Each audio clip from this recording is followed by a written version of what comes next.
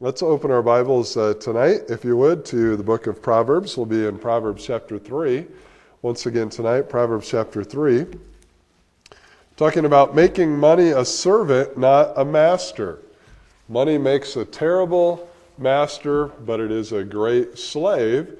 We can learn to enslave money for the purpose of honoring the Lord, for the purpose of having opportunities to serve the Lord.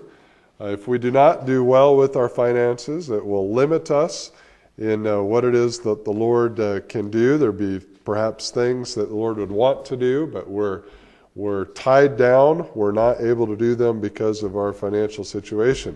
Talked about two of those principles this morning. 5 Proverbs principles you must know to enslave money. Number 1 is giving triggers God's provision. Giving triggers God's provision. We looked at how the Bible over and again not just commands us to give, but with the command to give gives us the promise that if we will honor the Lord in our giving, He will honor us in providing for our needs. Secondly, we looked at the idea of what Proverbs calls suretyship, providing a guarantee on someone else's loan, and we should avoid that at all costs. And again, if there is a specific need, something we feel that we ought to be a help with, then we ought to look at, well, is this in the long run going to help this person? Are they putting good money principles into practice already? And secondly, is it just something where we ought to give to them? That might not be a good answer as well. We're going to look at principle number 3 tonight, and I will grant you the principle number 3 is the one where I took several loosely related proverbs, because remember that I said we're putting these in order of how often they're mentioned. And I'm going to call number 3, be honest and responsible.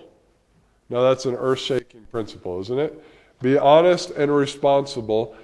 But I do think this is essential because of the fact that I think there's some very basic things that fall under this that a lot of people miss and don't realize how important they are. And I think especially in our modern culture, we're getting farther and farther away from some things that maybe when my parents were my age or younger, they would have said, well, that's a no-brainer. Of course you pay your bills. Of course you do this. Of course you do that.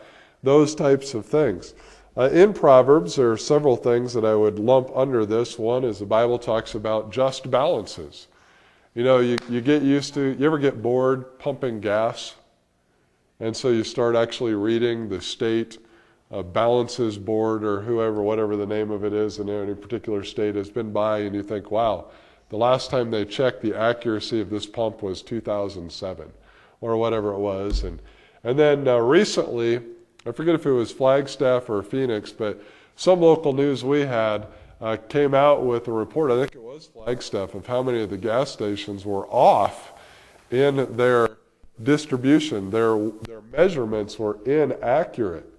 Now, thankfully, you hoped this is where you shopped. About half of them were giving you more gas than you were supposed to get for the amount of money that you were paying. All the ones I heard reported about weren't ones that I was even really familiar with, the gas stations. So I'm not sure exactly why they were checking ones nobody goes to, maybe because there was no line to wait in to get to the pumps. But the whole idea of balances, another subtopic I would call exorbitant interest. But one of the passages that we see from this is Proverbs chapter 3, verses 27 and 28. The Bible says, withhold not good from them to whom it is due, what is in the power of thine hand to do it. Say not unto thy neighbor, go and come again, and tomorrow I will give thee when thou hast it by thee. Let's just stop and ask the Lord to help us in our time tonight. Father, we want to honor you in everything that's said and done here tonight, the way that I say things, the way that things are heard. I pray that it would all be according to your word and with your Spirit's help, and help us to have come to mind the right application that would be most helpful to us. I pray these things in Jesus' name. Amen. Now, I have to admit, when I have read these verses before, I have always thought of them in terms of the idea of giving. That is, hey, if there's somebody that comes and you know they're deserving of something and you ought to help them, go ahead and help them, and don't just say, hey, come back at another time and I'll give to you then. You know, don't lord it over them. The idea that you've got money and they don't have it, and you could help them, and you will when you're good and ready to do so. And I think that could be an application, but as I studied and read some things that others said about it, I realized that there really were broader principles here that fall under what I've called tonight, be honest and responsible. One commentator broke it down this way. He said that these verses describe handling money discriminately, prudently, and promptly. Discriminately, prudently, and promptly. Discriminately is to whom it is due. In other words, you don't just give money to anybody, whether this is a matter of giving or the matter of actually paying for something that you owe on. Prudently is in the idea of when it is in the power of thine hand to do it. And that is the idea of prudently. And promptly is then verse 28, say not unto thy neighbor, go and come again, and tomorrow I will give thee, when thou hast it by thee. Well, let's break these down. The first idea, discriminately, to whom it is due. Now let's think for a second by way of illustration in the matter of giving. I mentioned this morning one of the things the Lord over and again mentions is that we ought to give to the poor, to those that are needy, to those who need assistance, to those who need help. And I would say to you that I think that's something that's very hard to do in this day and time, because there are so many people who are not really poor or as poor as they are making themselves out to be. And it's hard to know, if I'm going to give you this money, am I going to be spending it wisely? We do a lot of traveling. And you kind of get used to when you pull in, and maybe especially if somebody mistakenly thinks you're wealthy because you're driving a diesel truck and diesel costs more or whatever, and they think, oh, you must have bunch of money, and really it's just a matter of the Lord providing for ministry, and there you go. And so this guy comes trudging across the parking lot towards you, and immediately you know, I'm about to be hit up for some cash.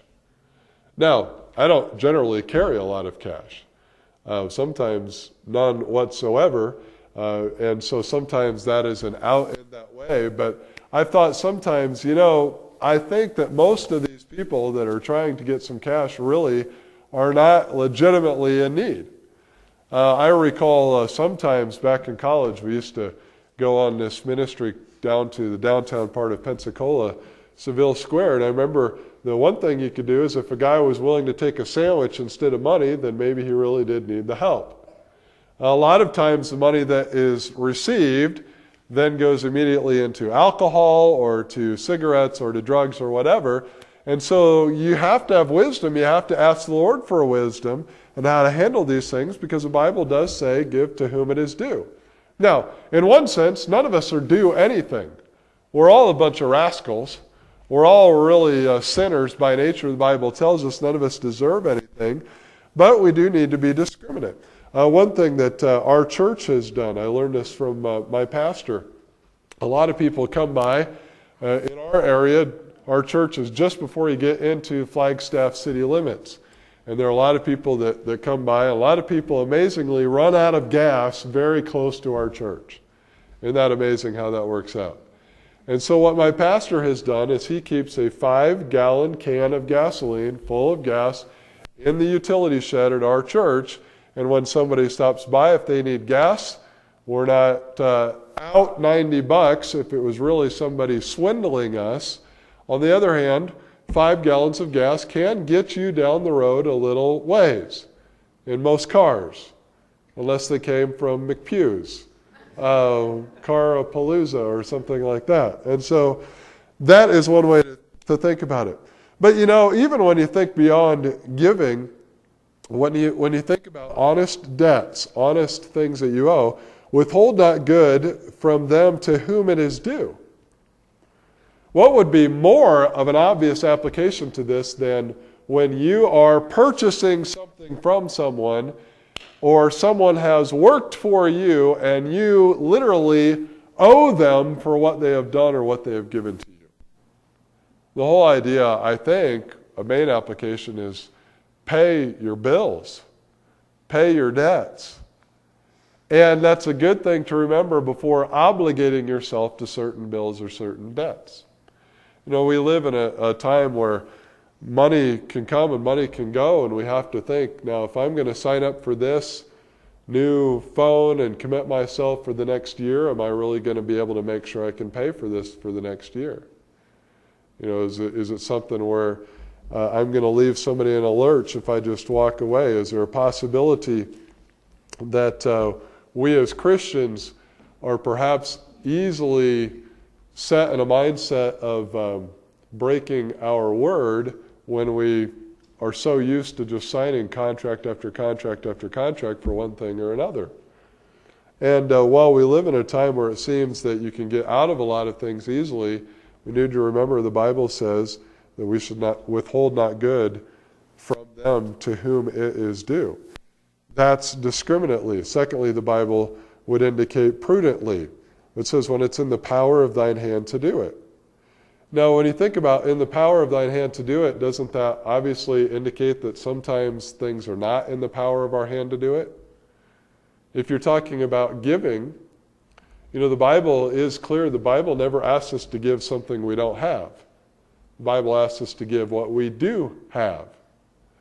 You can read from that 2 Corinthians. The middle chapters all deal with that. But not only in the matter of giving, but also in the matter of just restraint with our spending.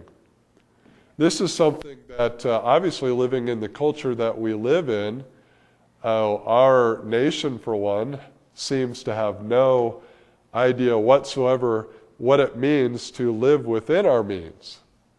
It's nothing for us to create all sorts of new legislations for programs that there's no way that we can possibly sustain as a country.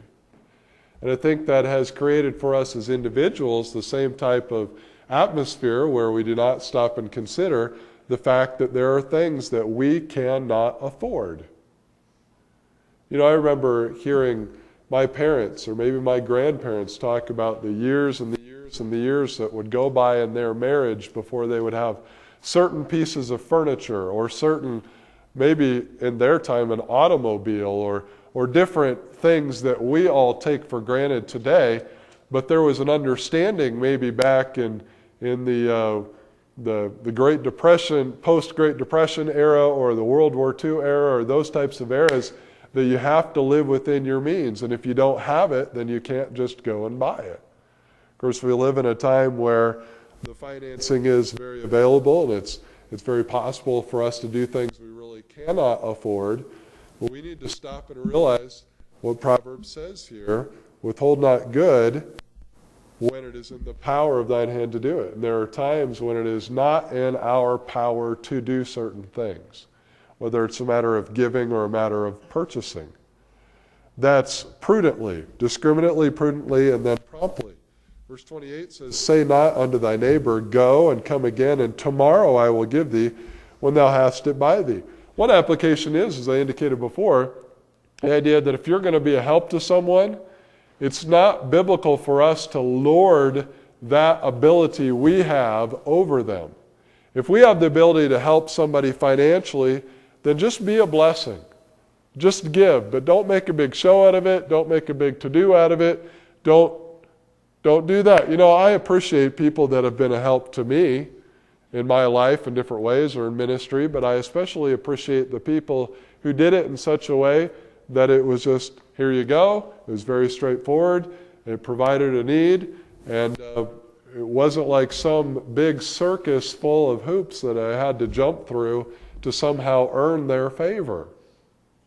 And that's how we ought to be with other people. But I think as well, when it comes to just our obligations financially, we need to be prompt in paying.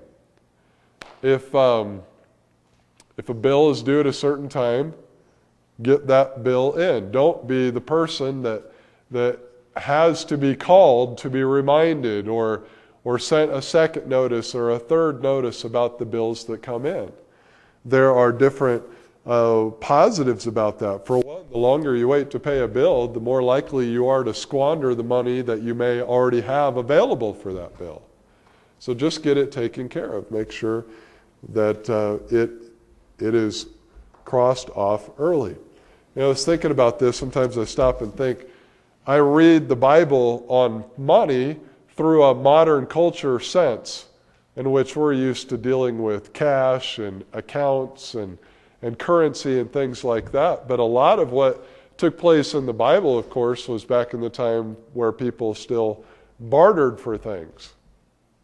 I was talking with a guy recently, and I'm not trying to get political here at all, but I just said to him, what do you think about this Obamacare? You know, he's like, it doesn't affect me because I just pay my doctor in cash or in fruits and vegetables or in something. And I thought, wow, here's a guy that I know who's a modern lawyer who's paying for some of his services in fruits and vegetables.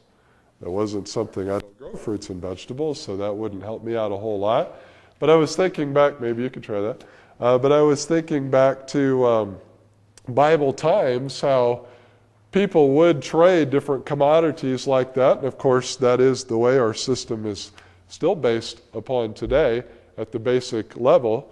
But here you'd have somebody, and maybe their crop was going to come in at a certain time, and this other person's crop was going to come in a few months later. I suppose they might barter based on the promise of a crop that was not yet in. Okay, my crop has come in, I will trade you this so that when your crop comes in, I get a certain amount back.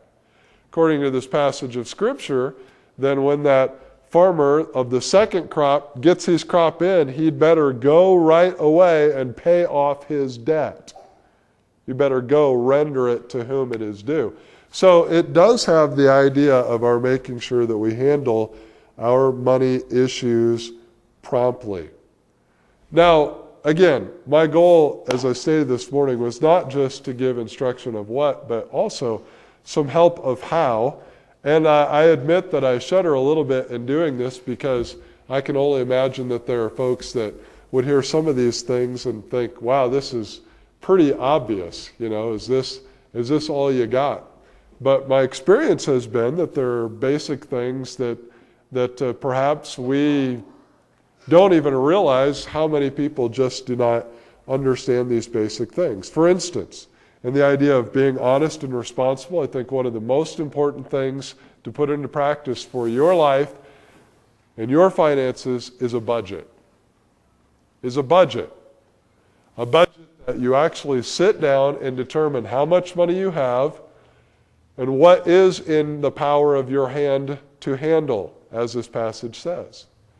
And so you stop and you consider, what is your income? Now, the way that my life is set up, as the Lord provides monies through the ministry to us, then that goes into a fund, and we have a steady income that comes from that. Okay, not grand or anything, but something that what we're bringing in can steadily keep. And so we're able to work on a regular budget. I understand other people are not necessarily, everybody in the world paid the same way, where you're going to deal with every 2 weeks or every month or at the end of each week or whatever. You may have certain things come in. You'll have to adjust some of these principles to whatever your personal situation is, but a budget really is extremely valuable, extremely helpful for us to handle our finances. It helps you to recognize what you spend money on, what you need money for, and to recognize that these needs vary in time frame. In other words, not every regular financial need is regular at the same rate. Some regular financial needs are regular every week. Some are every month. They come and they go based on when your kids had their latest growth spurt. You know, it can change depending on what the particular need is. But a budget that you lay down on paper, on your computer, will help you to be prepared for these things.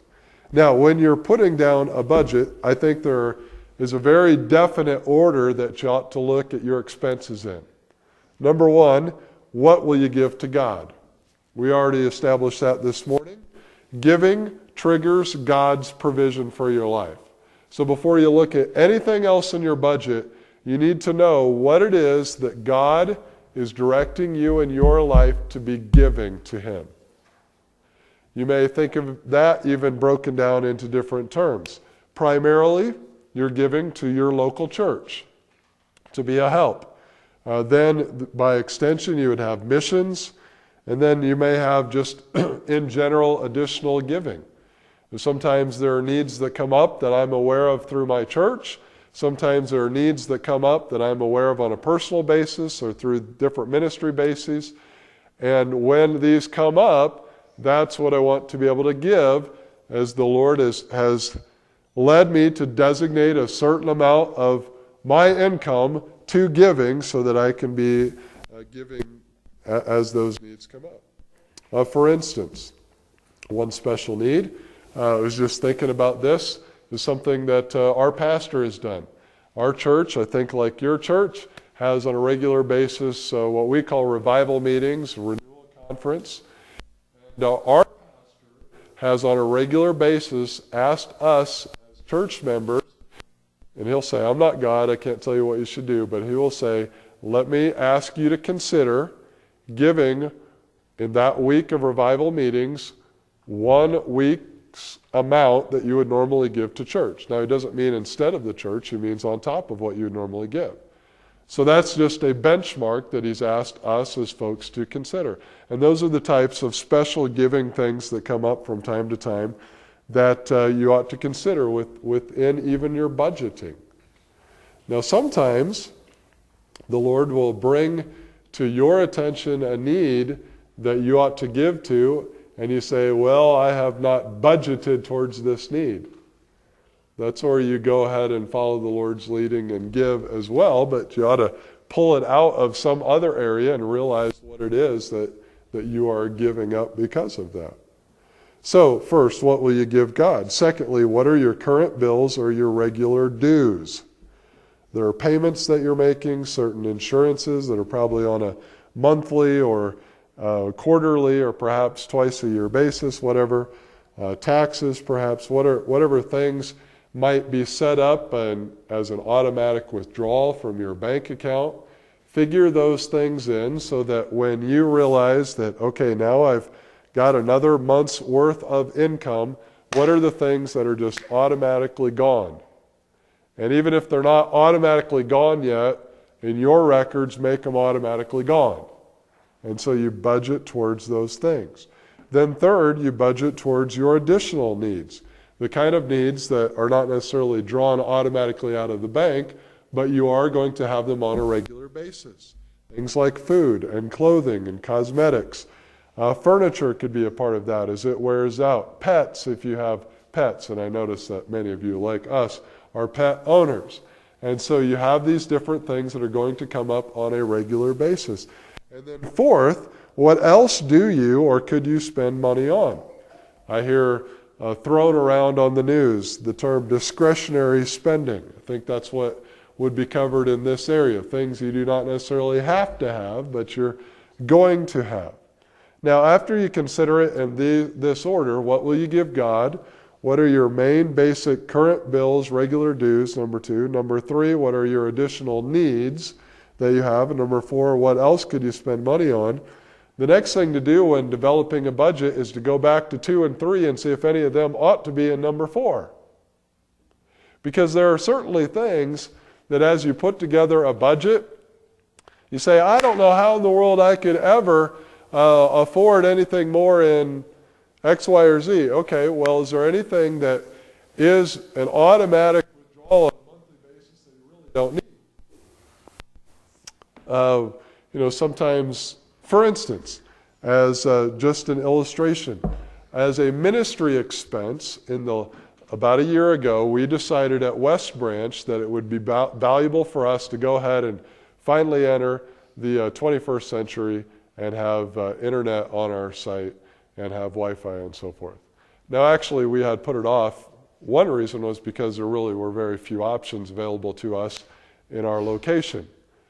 And but we were finding that on ministry things, we were spending more and more time having to go somewhere to come up with internet or this or that it was a reasonable expense. We counted the cost. We determined that it was something that on a regular basis we could afford. And then we decided that was something that God wanted us to take on the responsibility of paying for on a monthly basis. Now, that's something we had to pray about. It's something we did not enter into lightly, because it's something, once you start, you get really, really used to it. And you're really, really glad that you have it. And you have to determine, is this something that we really need to be effective and to be efficient in what God has us to do? Now, you can decide for yourself, but if money is really tight, realize that things like the Wi-Fi or the cable or the satellite TV or the number of cell phones that you have, or all these kind of things that we have become accustomed to having in our culture today, are not necessarily the same type of need as food and clothes. And so I'm not telling you get rid of all these things in your life. That wouldn't be fair and right as I sit here with a cell phone or with Wi-Fi or whatever. But I'm just saying you have to stop as you look at a budget and say, I'm going to spend only based on what's in the power of my hand to spend. Here's what I have is available. You have to stop and carefully look at things that you may want and determine that maybe that's something I should cut out for the sake of something that I really need. And if right now in your life you are spending more than you are bringing in, you're going to have to decide about some things that you are used to having. And you're going to have to make some choices that might be difficult to cut some things out. You know, I admire, just as a way of illustration just popped into my head. I was talking recently to a pastor friend who lives in the state of Michigan. And in Michigan, for years, Michigan has been one of the national leaders in the Christian school movement.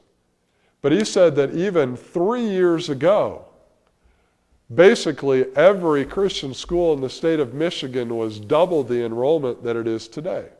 Now, Michigan's economy has made national news, so you're probably as aware of it as I am, and maybe more, how things are in Michigan. And I'm certainly not trying to throw a bunch of blame on parents when I don't know all the circumstances, but I will say it's been my experience and the experience that I've gained from other people in that particular thing, that Christian school or the education of children is oftentimes one of the first things to be taken out when things get tight. Again, if you're going to think in terms of eternal values and eternal benefit, you have to stop and ask yourself, if what I am weighing is Christian education for my children versus any number of toys or luxuries that I'm just used to having, am I making a wise decision? Is my treasure indicating something about my heart? Now, this is just all in the idea of budgeting. And really, we just have to stop and ask the Lord for wisdom and put on paper with a grand total at the top, saying, how much can I really afford to spend on these different things? And once you make the grocery list of everything you would like to be in that budget, and maybe some of them you can gather into different bigger categories, then figuring out some things that are just going to have to be left behind. Now, the biggest thing about a budget is a budget does no good if you don't actually hold yourself to it. And so then from the budget, then you act upon this principle, as it mentions here, that you act according to what is in the power of your hand to do. When we first got married, back then there was this little local radio celebrity, local pretty much only, and he had written a couple of books, and his name was Dave Ramsey. He was in Nashville, Tennessee. Now Dave Ramsey is everywhere, all over the place, but some friends of ours gave us a book, and by the way, if you're expecting a Dave Ramsey book or something like that in these sessions, then you're not going to get quite all of that, I can tell you. But, there are some very good practical things that folks like him have to say, and even some ideas they had. And I think just back to when we were trying to set up things for our own family, this is back when people still used cash, that type of thing, and maybe a lot of people don't a whole lot today. And one of the suggestions that was out there was, when you get your money, and you've got your budget already laid out, you've got an envelope, for every part of your budget. And you get your paycheck, and you cash it, and you put the cash for each category in that envelope. And when that envelope is empty, then you're out of money for that category until the next month. Now, most of us probably would die to live in a system that involved envelopes and cash and that type of thing. But there was a lot of wisdom to a system like that.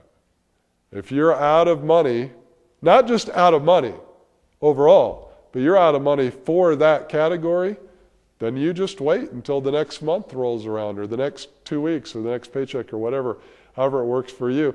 You wait and you don't touch it anymore. We've gone to something that involves 3x5 cards, really high tech. I know you're impressed by this. And I will tell you that I'm sure that there are computer programs, and I'm sure there are apps and all sorts of things that would be more high tech and more impressive. But I like 3x5 cards because it actually takes work to record the stuff on them. And the process of doing it makes spending money more painful for me.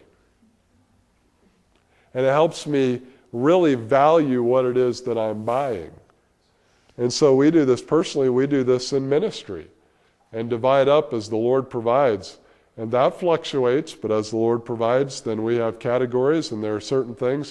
If we have a particular need in ministry, we will save up until we've got enough, and then we will put that money to that particular need. My point is not to sell you packs of 3x5 cards after the service tonight, but just to say you've got to develop a system whereby you set up a budget and then actually follow it, follow through. So be honest and responsible.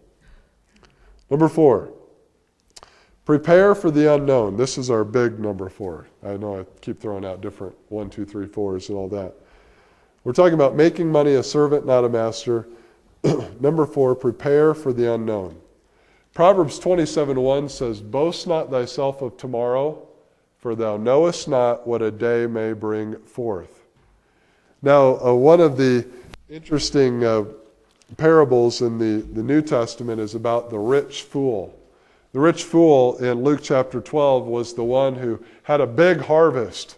And he said to himself, because I guess nobody else liked to listen to him, so he was talking to himself, and he said, "Soul, here's what I'm going to do. I'm going to tear down my barns. I'm going to build bigger. I'm going to say to my soul, take thy rest, eat, drink, and be merry. Because I've got all these goods laid up for years to come." And God says to him in this story, "Thou fool, you don't even know that tonight your soul is going to be required of thee." The deal is that all of us, we're in the same situation. We have no idea what the future holds. In fact, I would say the surest thing we know about the future is that we do not know what the future holds. That means that the concept of saving money is important. Let me ask you to go to Proverbs chapter 21. Proverbs chapter 21 and verse number 20. Proverbs 21 and verse 20.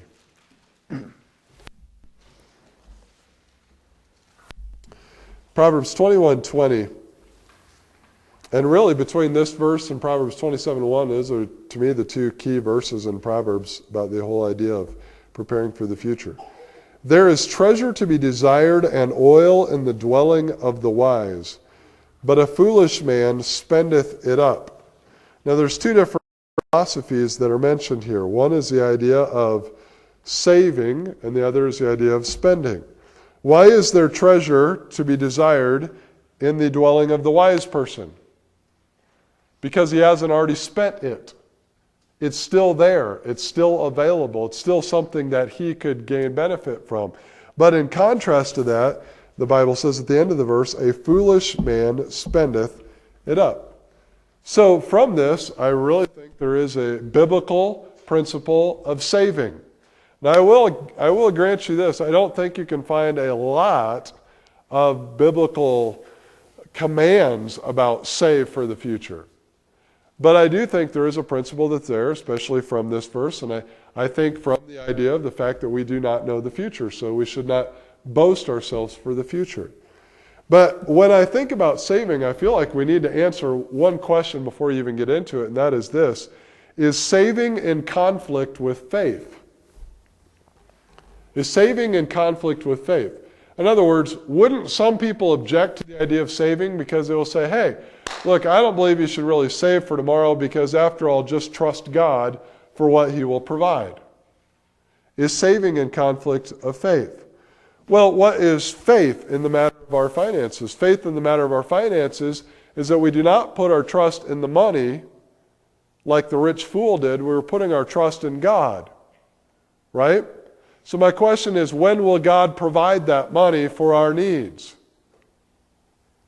And I would say to you that the answer will vary. Sometimes God provides for a need right at the moment we have the need. Sometimes God provides for a need in advance of that need. I remember when we were in Bible college, we would often be told, make sure you pray for, which is hard to tell college students, make sure you pray for the Lord to provide for your need. But we were told, now don't expect that the answer to every one of those requests is going to be found in your mailbox. Some of you may go to your mailbox, they would say, and find a check you did not expect for $2,000 to help you out on your school bill. Some of you may go to your mailbox and find a slip of paper that says there's a job available for you. And both of them were an answer to prayer. God provides in different ways. Sometimes God provides in advance for the needs that we have. The biblical illustration I thought of right away was Noah. Who saved Noah from the flood? And the answer is you don't need to be super spiritual, you just need to be sensible. Who was it that saved Noah from the flood? It was obviously God. God's the one who saved Noah from the flood. Okay, who spent all those years building the ark? Noah did. Okay, but don't be foolish into thinking that Noah saved himself from the flood, or that Noah thought he was saving himself from the flood. For several reasons. God's the one that gave Noah the strength and physical ability to do it. God's the one who gave him the instruction and the smarts to do it. He was building something he had never seen before. God was the one who allowed him to have the resources to use to build that boat. And when the time came that Noah needed to be saved from the flood, there was an ark because God had provided it. His faith was in God. Well, the same thing is true sometimes of our physical needs. The reason that we have what we need to take care of that particular need sometimes is because God has given us the ability and the wisdom, the prudence, the understanding to save some money for a need that will come down the road. Why? Because we know that there will be needs down the road. So it's not a matter of are you going to trust God or are you going to save money? You ought to do both. You know, faith is no excuse for flippancy. I certainly would say that is true. Somebody says, well, I'm just going to trust God and whatever. It's not an excuse for flippancy. Let me just give you real quickly 4 principles of saving that I think can be helped. Number 1, save by faith, not by fear. So it's not a matter of, oh no, something bad's going to happen tomorrow, so I better save all of my money. It's not a matter of being fearful and then entrusting ourselves to get ourselves out of what will happen tomorrow. It's a matter of just recognizing the fact that yes, something will come up. So with God's help, by God's grace, I will save what I can to meet certain needs in the future I do not yet know about. If you'll involve God in the process, then that'll be fine. If as you look at that budget that we talked about, you realize that you need God's help in determining what you should save or how much you can or should save, then that'll all work out fine. When you stop and think of all the things you could save for, generally it'll be more than you have the ability to save for. That's been my experience. Okay, we had a little bit of extra money come in. Let's save this instead of spending this all right away on something. What could we save it for? What could we put it towards for the future? And you just start jotting down the first things that come to your mind, and all of a sudden you realize you've got more things than you could possibly divide that money into and have it be worth saving towards. Okay, that's where you save by faith, not by fear, and where you don't just get all, oh no, we're not going to have enough, it's not going to work out. Hey, the Lord's provided. This is something we're not in need of right now. Let's put it towards these needs. Maybe the Lord will show us there's a different need that takes precedence down the road. But as best I know, we're going to put it towards these needs, and we're just going to set it aside. And you trust the Lord to help you with that. Second principle of saving. Saving demands discipline. Don't cheat. Don't cheat. If you determine you're going to save a certain amount, don't cheat just because you got careless and didn't keep track of how many stops you made at Starbucks, and now you've got to dip into the savings account. Keep track of things so you don't cheat. A third principle of saving. Save to make money your servant, not you its. So that's where I think saving is a biblical principle, because here was the rich fool, and he was saying, I'm going to lay up my goods for years to come, and I'm just going to sit back, won't even have to work anymore, and I'm just going to eat, drink, and be merry. And he began to serve the money that God had allowed him to have, or in this case, the grains and the harvest that he had had, instead of allowing the money to be a servant to him, to help him. And a fourth principle of saving is just this, that saving sets you up to avoid debt. Saving sets you up to avoid debt. And that's something that we will get to here just a little bit later. Saving sets you up to avoid debt.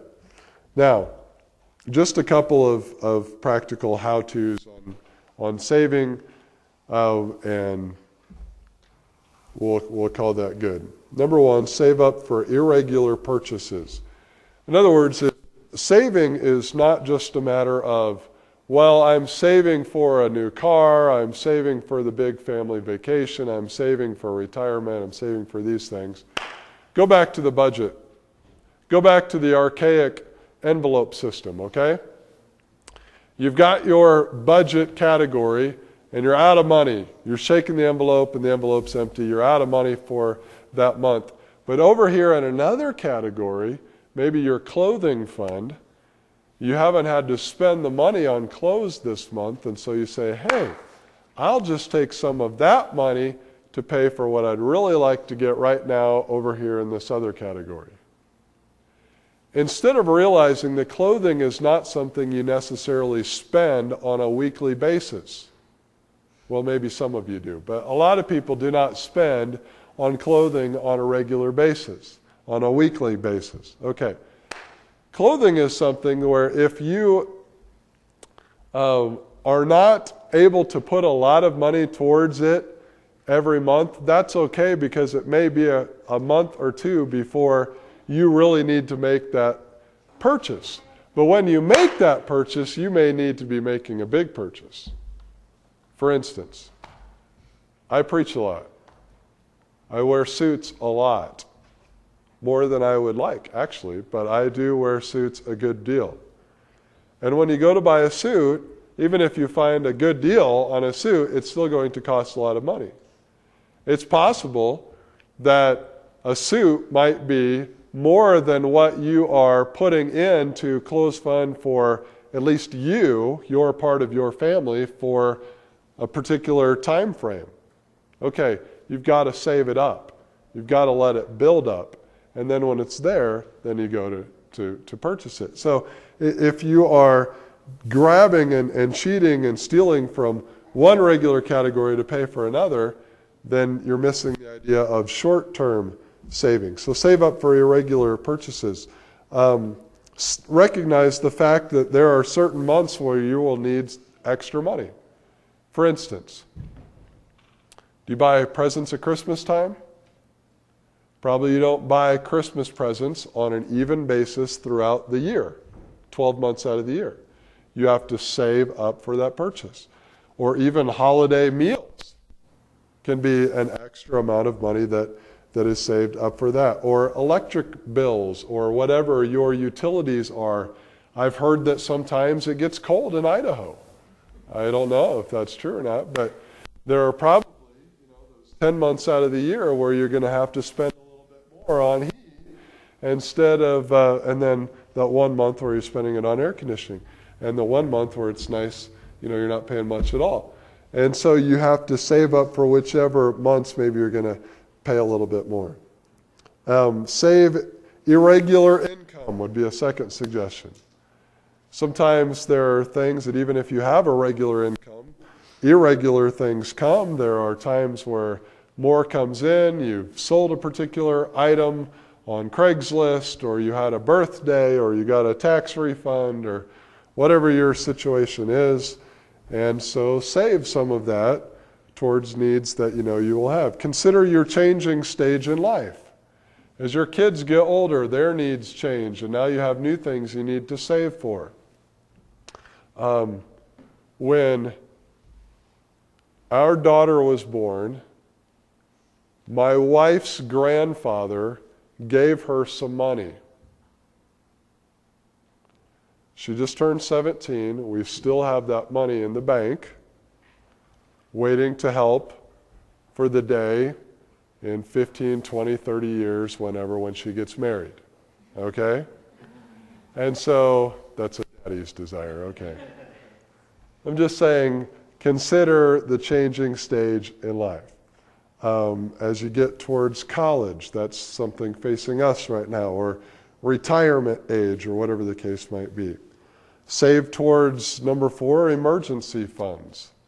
Now, you can buy the Dave Ramsey book, and he'll tell you how much you should save, and it's a nice little way to figure all that out. I don't know what it is, but there are certain things. Do you have a vehicle? Let me let you in on something. It will break down at some point. It will break down. So save towards these things. And then just something that really is true, little by little. You don't save for something all at one time. It's something that just little by little you save towards. Now, I think that's all I'd like to go through tonight. So we're going to hold you in suspense. And we'll fit this 5th one in somewhere yet to be determined. But 5 Proverbs principles for making money a servant and not a master. Number 1, giving triggers God's provision. Number 2, avoid suretyship. Number 3, be honest and responsible.